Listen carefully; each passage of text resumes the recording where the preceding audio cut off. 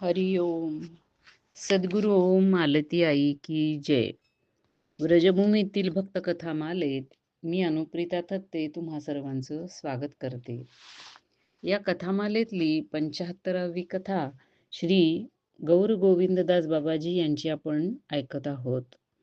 त्याचा आता आपण दुसरा भाग ऐकूया. त्या महात्माजींनी गुरुदास याला असा शाप दिल्यानंतर गुरुदासना फार दुःख झालं आणि दुःखित अंतःकरणाने ते तिथून निघाले.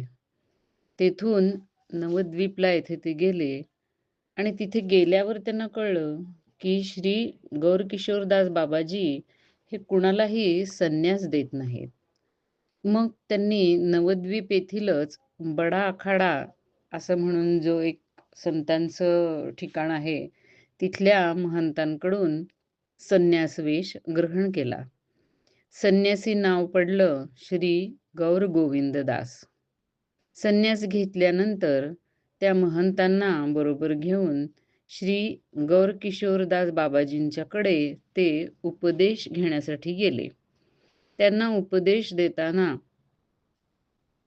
श्री गौरकिशोरदास म्हणाले, श्री रूप आणि सनातन गोस्वामी यांच्या परंपरेतील ह्या संन्याशी वेशाची मर्यादा आणि त्याचा आदर यांची तू रक्षा कर. पैसा अडका ह्याला मृत्यू समान म्हणजे कालाप्रमाणे समज. कोणाही स्त्रीशी कधीही संभाषण करू नको. तुला ती एक कथा माहीत आहे ना? छोटे हरिदास नावाचे महाप्रभूंचेच एक शिष्य होते आणि त्यांनी महाप्रभूंच्या सेवेसाठीच एका वृद्ध स्त्री कडून अन्न मागून आणलं होतं. पण ते न आवडून महाप्रभूंनी त्यांना जो दंड दिला त्याचं तू कायम स्मरण ठेव. व्रजधामामध्ये राहून एखाद्या महाभागवताच्या निगराणीखाली त्याच्या उपदेशाप्रमाणे भजन साधना कर. व्यवहाराच्या प्रती जे काही नाती असतात व्यवहारातली, तसलं नातं कुणाशीही बांधून त्या भासमान अशा प्रेमामध्ये, त्या बंधनामध्ये कधीही अडकू नको. व्रजवासियांच्या घरी मधुकरी मागून जीवन निर्वाह कर. हे गुरुदास म्हणजे श्री गौरगोविंददास हे शिष्य आणि त्यांना अनुग्रह दिलेले किंवा संन्यास वेश दिलेले महंत, हे दोघेही गुरु शिष्य या श्री गौरकिशोरदास यांना वंदन करून बडा आखाडा इथे परत आले. पण हे सगळं जरी मनासारखं झालं तरी गौर गोविंददास यांच्या मनाला काही शांती मिळालेली नव्हती. त्यांना वारंवार तो महात्माजींनी दिलेला शाप आणि त्यांचा क्रोध आठवत होता. त्याला वाटत होतं की त्यांनी राहा म्हणून म्हटलं तरी मी उगीचच राहिलो. मी राहिल्यामुळेच त्यांच्या मनात माझ्याबद्दल प्रेम निर्माण झालं आणि त्यांच्या मनात मी त्यांच्या पाठीमागे महंत व्हावं ही इच्छाही निर्माण झाली. हा माझा अपराधच झाला आणि त्यांना सोडून पुन्हा मी निघून आलो. या सगळ्या पश्चातापाने त्यांचं मन दग्ध होत असे. शेवटी ही सगळी व्यथा त्यांनी आपल्या गुरुदेवांना सांगितली. तेव्हा ते महंत म्हणाले की तू आता पुन्हा एकदा त्यांच्याकडे जा आणि त्यांना वारंवार प्रार्थना आणि नमस्कार करून त्यांची क्षमा माग. त्याप्रमाणे खरोखरीच श्री गौर गोविंददास हे त्या महात्माजींच्याकडे गेले. पण त्या महात्माजींचा राग अजूनही काही गेलेला नव्हता. त्यामुळे हे वारंवार क्षमा प्रार्थना करत असताना सुद्धा त्यांना त्याच प्रकारे पुन्हा रागवून त्यांनी आपल्या इथून चालतं व्हायला सांगितलं. गौर गोविंददासजी पुन्हा रडत रडत गुरुदेवांच्याकडे आले. आता गुरुदेवांनी त्यांना समजावत म्हटलं, हे पहा, तू महात्माजींच्या प्रती जे तुझं कर्तव्य होतं त्याचं पालन केलेलं आहेस. आता तुझी क्षमा प्रार्थना त्यांनी स्वीकारली नाही आणि त्यांचा राग गेला नाही, ते प्रसन्न झाले नाहीत. तर आता तू काय करशील? कुणीही काय करेल? तू आता नामस्मरणाचा आश्रय घे. नामस्मरणाची शक्ती इतकी विलक्षण आहे की ती शक्ती तुझ्या बद्दल महात्माजींच्या मनामध्ये जो काही राग आहे, तोही घालवेल आणि महात्माजींच्या शापातून तुला नक्की मुक्ती देईल. आता गौरगोविंददास बाबाजी नामजपाला अगदी निष्ठेने लागले आणि जोराने लागले. खरोखरीच त्यांच्या शुद्ध अंतःकरणामुळे आणि एकाग्र नामजपाच्या शक्तीमुळे काही दिवसांनी तिकडे महात्माजींना कसं तरीच वाटू लागलं आणि त्यांच्या मनामध्ये अनायास परिवर्तन झालं. ज्या दिवसापासून हे गौरगोविंददास त्यांच्याकडे पुन्हा क्षमा याचनेला गेले होते, तेव्हापासून महात्माजींचं हृदय पालटू लागलेलं होतं आणि त्यांचं हृदय पश्चात्तापामध्ये हळू दग्ध होऊ लागलं. ती आग पश्चात्तापाची सहन न होऊन शेवटी एक दिवस ते लगबगीने यांच्याकडे आले. त्यांना वाटत होतं, की आपण ह्या निरपराध बालकाला शाप देऊन त्याच्यावरती अन्याय केलाय. या भावनेनेच ते या श्री गौर गोविंददास यांच्याकडे आलेले होते. ते महंत या गौर गोविंददासजींना म्हणाले, "मी तुझी प्रार्थना ऐकली नाही आणि उलट तुला पुन्हा रागावलो. पण त्या दिवसापासून माझ्या मनाला फार यातना होत आहेत. मी तुझ्यावरती अन्याय केलेला आहे. आता जर तू मला क्षमा नाही केलीस, तर मला काही पुढची गती मिळणार नाही." असं म्हणून ते या डोळ्यात पाणी आणून गौर गोविंददास यांना प्रार्थना करू लागले. हे पाहताच गौर गोविंददास याला रडू आलं आणि त्याने महात्माजींच्या चरणावरती आपलं डोकं ठेवलं. महात्माजींच्या डोळ्यामधूनही प्रेमाश्रू वाहत होते. दोन्ही हाताने गौर गोविंददास यांना वरती उठवून त्यांनी आपल्या मिठीमध्ये त्याला घेतलं आणि त्याच्या डोक्यावरून अत्यंत प्रेमाने हात फिरवत अगदी मनापासून तुझं भजन सिद्ध होईल असा आशीर्वाद दिला. दोन्हीही महात्माच दोघांच्याही हृदयामध्ये नामाच्या कृपेने शांतीचा संचार झाला. आता पुढे गौर गोविंददास बाबांजी यांची साधना निर्विघ्नपणे चालू लागली. काही दिवसांनी गौर गोविंददास बाबाजी ही गुरुदेवांची आज्ञा घेऊन मार्गशीर्ष महिन्यामध्ये सुमधुर अशा वृंदावन धामाकडे चालू लागले. फाल्गुन महिन्यातल्या उर्वरित भागामध्ये साधारण ते वृंदावन येथे पोहोचले. काही दिवस त्यांनी व्रजभूमीमध्ये भ्रमण करून तिथल्या सर्व तीर्थांचं आणि श्रीकृष्णांच्या लीलास्थलींचं मनसोक्त दर्शन घेतलं. ते दिवसभर नामजप करत आणि नामजप करता करताच भ्रमण करत असत.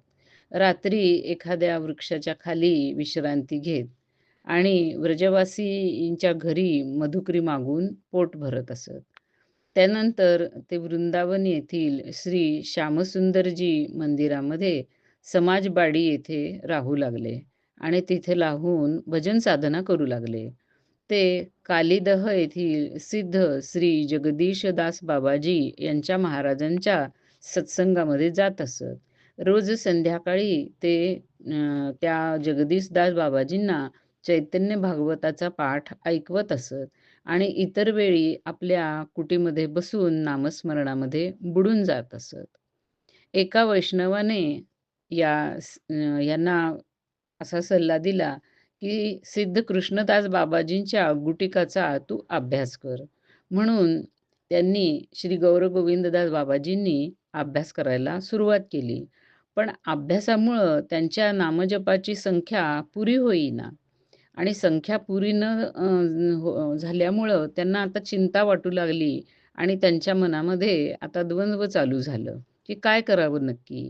म्हणून ते श्री जगदीशदास बाबाजी यांच्याकडे गेले आणि काय करू असं त्यांनी विचारलं. जगदीशदास बाबाजी म्हणाले, "तू असं कर, पहिल्यांदा तुझी नामसंख्या पुरी कर आणि मग जर तुला वेळ मिळाला तर तू गुटिकाचा अभ्यास कर." पण त्यांच्या नामजपाची संख्या जी नेमस्त रोजची होती, तीच इतकी मोठी होती, की त्यांचा सगळा वेळ त्या जपसंख्यामध्येच जात असे. त्यामुळे शेवटी त्यांना अभ्यासासाठी वेळ मिळेना आणि अभ्यास हा शेवटी सोडावाच लागला. थोड्याच दिवसात त्यांची जी भजन पद्धती होती, त्याची ख्याती सगळीकडे पसरली आणि त्यांच्या व्यक्तिमत्वामध्ये त्या भजनाचा, त्या साधनेचा प्रभाव दिसू लागला. त्यामुळे त्यांच्या दर्शनासाठी त्यांच्या कुटीवरती येणाऱ्या-जाणाऱ्यांची अतिशय गर्दी होऊ लागली. त्यामुळे एकांत मिळेना. म्हणून मग ती कुटी सोडून ते गोवर्धनच्या पूर्वेला 4 मैलावर एक अरी नावाचं ठिकाण आहे, तिथे जाऊन राहू लागले. ते स्थान थोडंसं निर्जन असल्यामुळे त्यांना एकांत मिळू लागला आणि जप चांगला होऊ लागला. ते रोज त्या गावापासून गोवर्धनला जात आणि गिरिराजाची परिक्रमा करून परत येत. अशा प्रकारे त्यांना रोज 20 मैल चालावं लागे. त्यामुळे चालताना आणि मग कुटीवरती आल्यावरती असं मिळून त्यांचा जप खूप चांगला होत असे. काही दिवसाच्या नंतर ते आरी येथील भागातच त्याच्या पूर्वोत्तर भागामध्ये म्हणजे साधारण ईशान्येला किल्लोल नावाचं एक कुंड आहे. तिथे एक भग्न कुटी होती. त्या कुटीमध्ये राहून भजन करू लागले. त्यांचं भजन आणि गिरिराजाची परिक्रमा हा मात्र परिपाठ पूर्वीप्रमाणेच चालू राहिला. भजनाच्या प्रतापामुळे त्यांना दिव्य शक्ती प्राप्त होऊ लागल्या. दिव्य शक्तींचा त्यांच्या अंतरंगामध्ये विकास होऊ लागला. त्यांना स्वतःला सुद्धा त्याची इतकी जास्त कल्पना नव्हती. पण एक दिवस अशी घटना घडली, की त्यांच्या कानावरती एका व्रजवासीचं करुण असं रुदन आलं. कोण इतकं असं केविलवाणे रडतंय म्हणून ते पाहत होते.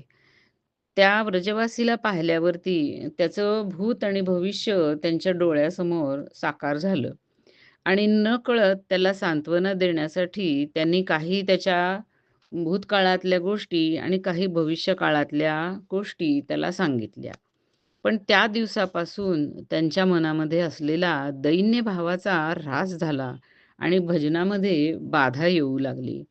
हे त्यांच्या लक्षात आलं लगेचच आणि आता आपण काय करावं ते न कळून आपलं आपलं नामस्मरण कसं होणार म्हणून त्यांना चिंता वाटू लागली. त्याच काळामध्ये पुछरी येथे पंडित यांच्या गुहेमध्ये श्री रामकृष्णदास पंडित बाबा हे राहत होते. हे गौर गोविंददास बाबाजी त्यांच्याजवळ गेले आणि आपली चिंता त्यांना सांगितली. त्यांनी कृपा केली आणि त्यांना उपदेश केला. त्या उपदेशाने त्यांचा सर्वज्ञतेचा भाव शांत झाला आणि पुन्हा भजन चांगल्या प्रकारे होऊ लागलं. भजनामध्ये प्रगती होऊ लागली. पंडित बाबांनी हे सगळं झाल्यानंतर पुन्हा त्यांना एकदा भविष्य काळासाठी म्हणून सचेत करत एक अ, उपदेश केला. ते म्हणाले, "नाम हे कल्पतरू आहे. त्याच्यामुळे साधकाला सर्व काही प्राप्त होऊ शकतं. जर साधक नामजप करता करता श्रीकृष्णाच्या असंख्य अशा शक्तींचं चिंतन करीत राहिला, तर त्याच्या स्वतःमध्ये त्या शक्तींचा आविर्भाव होतो. त्या शक्ती त्याच्यामध्ये प्रकट होतात. आणि जर त्याने श्रीकृष्णाच्या प्रियता धर्माचं चिंतन केलं, तर त्याच्यामध्ये प्रियतेचा संचार होतो आणि ज्या प्रमाणामध्ये त्याच्यामध्ये प्रियतेचा संचार होईल, त्या प्रमाणामध्ये त्याला लीला माधुर्याचं आस्वादन करता येतं. आता हा प्रियता धर्माचा संचार म्हणजे काय?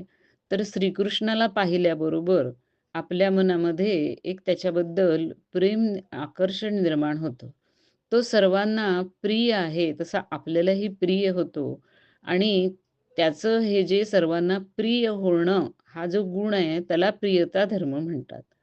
त्या धर्माचं चिंतन केलं, तर त्याच्याबद्दलची आपली आवड किंवा त्याच्यावरचं आपलं प्रेम हे वाढत जातं आणि त्या प्रेमाचा परिणाम असा होतो, की लीला स्मरण करताना त्यामधलं माधुर्य आपल्याला आस्वादन करता येतं.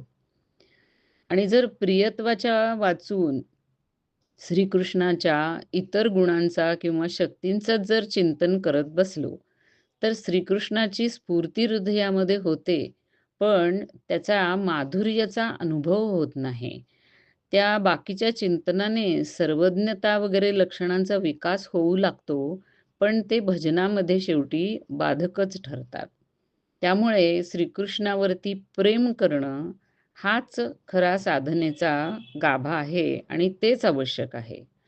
तेव्हापासून गौर गोविंददास बाबाजी पंडित बाबांच्या बरोबर भगवत चिंतनामध्ये त्यांच्या ज्या बैठकी चालत त्याच्यामध्ये अगदी नेहमी सम्मिलित होऊ लागले. एक दिवस ज्येष्ठ महिन्यामध्ये नृसिंहजीच्या मंदिराच्या प्रांगणात भगवत गोष्टी चाललेल्या होत्या.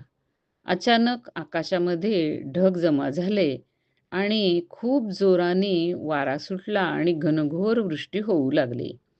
त्यावेळा अगदी सहजपणे गौर गोविंददास बाबा म्हणाले, की "किती बरं झालं असतं, की हा पाऊस जर थोड्या वेळाने पडला असता. आपण सगळे लोक आपल्या आपल्या कुटीवरती तोपर्यंत पोहोचलो असतो आणि मग जर पाऊस पडला असता, तर बरं झालं असतं." हे ऐकल्याबरोबर पंडित बाबा एकदम उसळून म्हणाले, "अरे, अजूनही तुझ्या मनातून इच्छांची निवृत्ती झालेली दिसत नाही. आपल्या सुखसुविधेची कामना राखणं हे चूक आहे. अशाने का भजन होतं? आपल्या ह्या इहलौकिकातली आणि पारलौकिकातली सगळ्या प्रकारची सुखं आणि सगळ्या प्रकारच्या सुविधा ह्या सर्वांची इच्छा जर आपण टाकली नाही आणि एकमात्र श्रीकृष्णाच्या सुखाचीच फक्त इच्छा मनामध्ये ठेवलेली नाही, तर भजन सिद्ध होत नाही. केवळ श्रीकृष्णाच्या सुखासाठीच भजन करणे आणि जिवंत राहणे, त्याच्या सुखाचीच कामना करणे, ह्यानेच भजनामध्ये सिद्धी होत असते. अशा प्रकारे या पंडित बाबांजींच्या सत्संगाचा खूपच फायदा श्री गौरदास गौर गोविंददास बाबाजींना नेहमी होत राहिला. काही दिवसानंतर गौर गोविंददास बाबाजी पंडित बाबांच्या आदेशाने पुचरीमध्येच अप्सरा कुंडाच्या जवळ एका कुटीमध्ये राहू लागले आणि तिथे ते शेवटपर्यंत राहिले. आता अप्सरा कुंडावरती राहायला गेल्यानंतर त्यांच्या भजनाची प्रगती कशी झाली आणि काय काय पुढील त्यांच्या आयुष्यात घटना घडल्या, हा भाग आपण पुढच्या भागात ऐकूया. हरी ओम.